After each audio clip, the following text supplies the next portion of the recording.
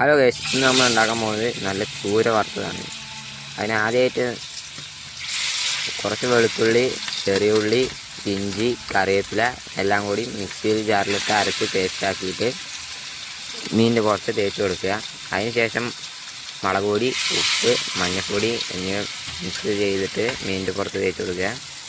എന്നിട്ട് എണ്ണ ചൂടാകുമ്പോൾ അതിലേക്ക് മീൻ വയ്ക്കുക.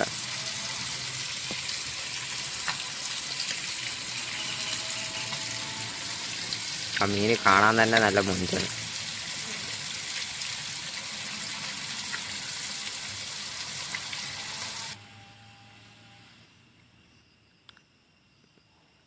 എന്നിട്ട് 2 വട്ടം തിരിച്ച് മറിച്ച് വിട്ടതിന് ശേഷം കുറച്ച് കറിവേപ്പിലയും കൂടി അതിൻ്റെ മുകളിൽ വിതറിയിട്ട് നമുക്ക് കഴിക്കാവുന്നതാണ്.